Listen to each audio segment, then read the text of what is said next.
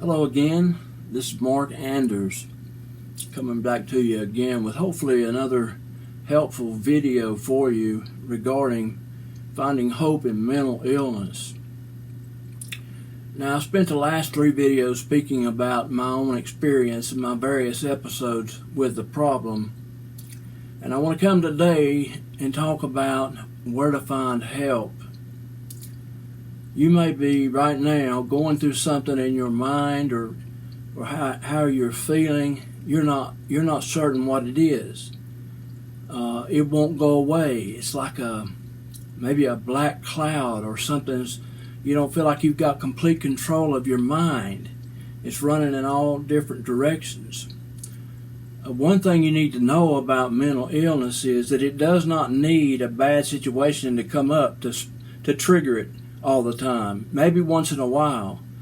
But depression can happen to you. Mental illness of any kind can happen even when you've got everything going for you, when everything is great, as it did for me in every single situation. Just prior to the new episode, I was on top of the world. I had everything in the world to look forward to. And that's why it made it so hard to understand what's going on. I don't have anything to be upset about. I don't have anything to feel bad about. Why am I feeling bad, and why can't I get rid of it? Well, you need to know, first of all, that there is help available. There is hope. You don't need to be completely hopeless, and I hope that you're not to the point to where you're just ready to say, I'm tired of this, I'm getting out of it. I'm here to tell you, after years and years of experience with this and in terrible times with it, that if you hang on, listen to a few suggestions maybe that I have to offer you and others as well, there may be help for you yet with your condition. I wanted to talk about the various things that we do, the order in which I would suggest that you try to get help. If you've got something like a problem going on like that, you're just saying, what's wrong with me? Or help me, I wish something could be done about the way I feel. Nothing I'm doing or nothing that's been done so far has helped me in any way. Let me suggest that the first place you start with trying to get an answer to it is with your medical doctor, your family medical doctor. Sit down with him and explain the things that are going on. Maybe you feel tired, you feel run down all the time, you even feel tired when you get up, and you just don't feel like yourself. Explain your symptoms to the doctor. A doctor is familiar with these kinds of things. He can advise you, and it could be that your situation may be something he can help you with. It may be something going on. You don't have energy levels or something going on there, and there may be something that he can try with you that might be the very answer to your situation. But if he does try something or he makes a suggestion and nothing seems to change and it continues on, then you need to go to the next step. You may have things bothering you in your mind. You may be haunted by memories in your past. You may have problems going on at home, and you may have issues in your mind that you're not certain about. Maybe your mind is trying to tell you that you're a bad person for some reason, and you don't really think that there's anything bad. You've done anything bad to be considered as a bad person, but your mind can make it seem real to you. There may be someone you need to talk to, is what I'm trying to say. There are people that can talk to you in an office in private setting, a psychologist or a counselor of some kind. Although I will warn you that when you talk to some of them, they seem to be very little educated on symptoms that go with a person that is dealing with legitimate mental illness.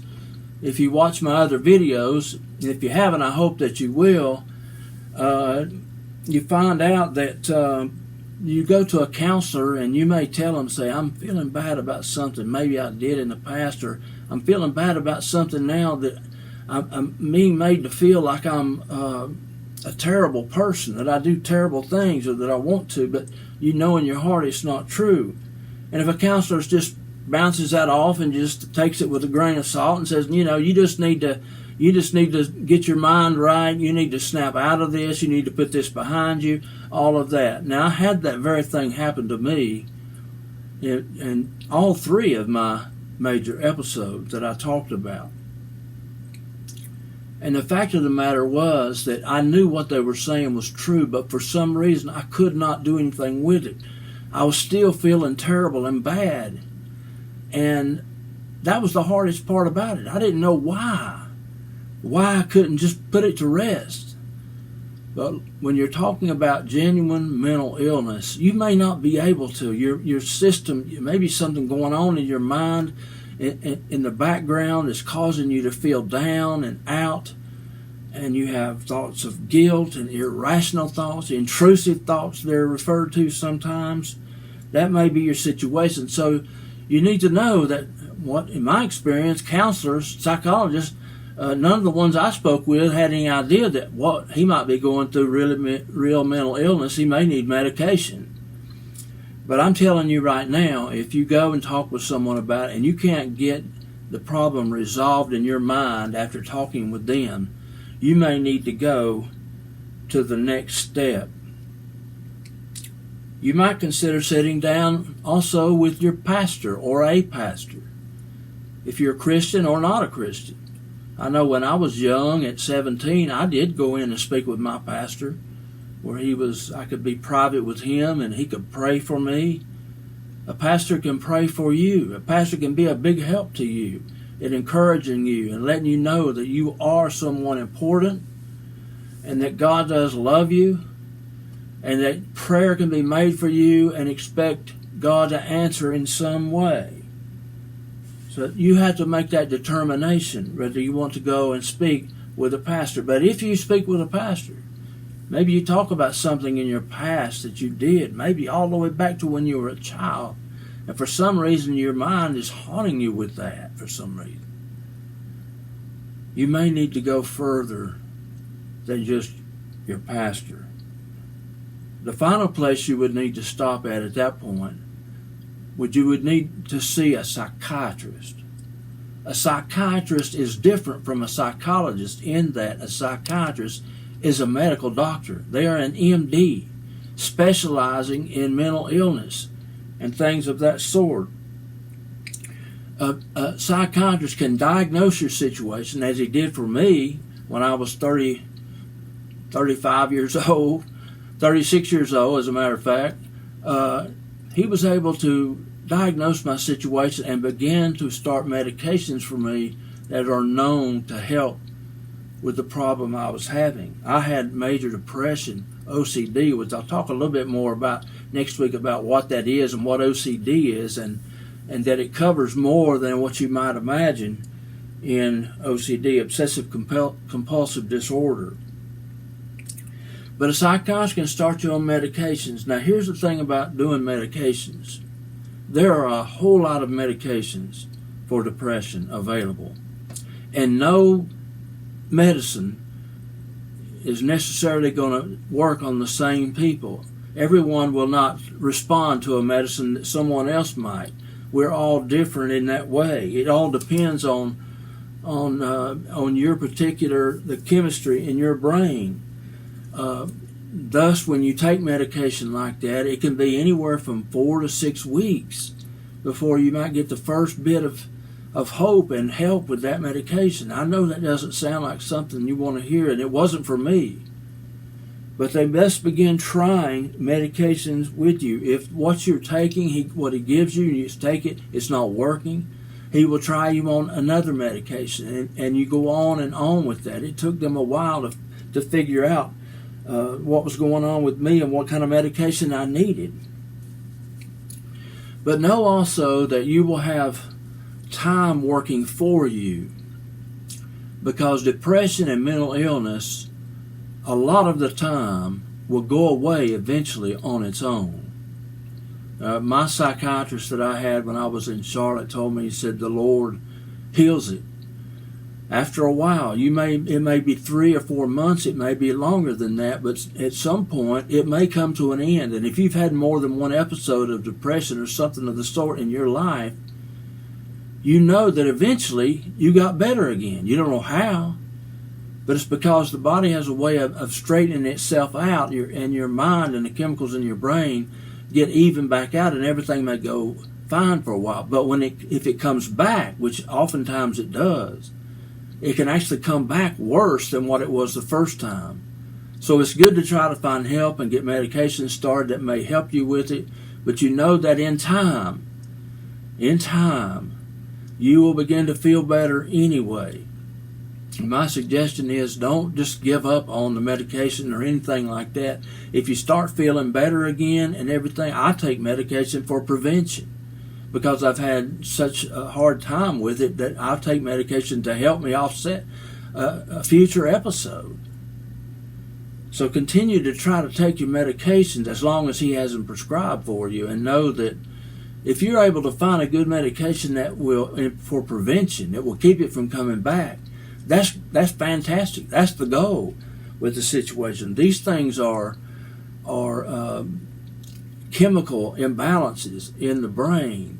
They're problems that go on in our minds and in the physiology of our minds and the way the cells in our brain work, which I hope to speak a little bit about that. I'm not a doctor, but I have learned a little bit about what goes on that causes these problems for us.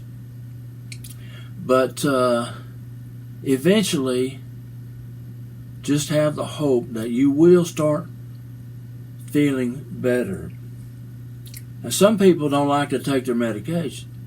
They get off their medication and they start going downhill. You don't want to get off medication if it's been prescribed, unless it's really causing you a lot of problems, at which time you need to consult your doctor to see if he can talk with you about maybe prescribing something new. Because some medications will cause it to seem worse. And I had that once or twice when I was trying to find what worked for me, until finally a combination of medications seemed to come along that did more for me than any of the others had done. There is a thing you can do, a step you can take, if no medications seem to be working at all. When depression or mental illness is treatment resistant, that no amount of medication or anything seems to be working, there are what we call ECT treatments. That's what was formerly known as electric shock therapy. I had that in 1997 for a whole summer. I went for 12 treatments because my depression was resisting, for some reason, all the medications that I was taking. Now, it didn't really help me a lot, but sometimes ECT treatments can help you if medication doesn't, and often will help. But I just mentioned that to you as a step that you can take if none of your other steps you have taken work. What I want to say with this video is just that do what you can to work toward finding a resolution to your problem, at least to know what it is. If you know what it is, that's one step ahead for you.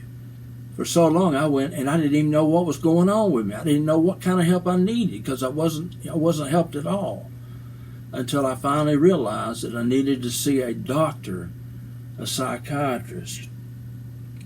Now, if you haven't seen any of my other videos, the very first video I did was shorter. It was about an introduction of what I want to do with this channel I've started. But then the next 3 videos, and I've set them up in a playlist on YouTube as part 1, part 2, and part 3 about what mental illness is like. And in those videos I share about 3 of the major episodes I've had and how they happened and how they came to a close. I would recommend you listen to those because there may be something in there that you can identify with, and I would like nothing more than to think that some people could identify with some things that happen. It would help them be working toward a better solution than what they have been so far. I know how hard it can be. It's terrible. But listen, God is there for you as well. You can do what I do with that. I pray all the time. I still see my doctor. I still take medications. But there is no replacement for God, not in my life. And if you're a Christian, let me urge you to turn to God in your private life. Throw yourself on Him. Ask Him to help you. Cast all your anxiety on Him because He cares for you. And God will do things to help you, and you will see that. But in the meantime, I hope that you're, if you've not started trying to find answers, that you will begin, as I suggested in the steps, starting with your medical doctor, then a psychologist or counselor, perhaps a pastor along the way. And then, if not, you may need to see a psychiatrist, and they can begin to help you face the real problem that you're up against.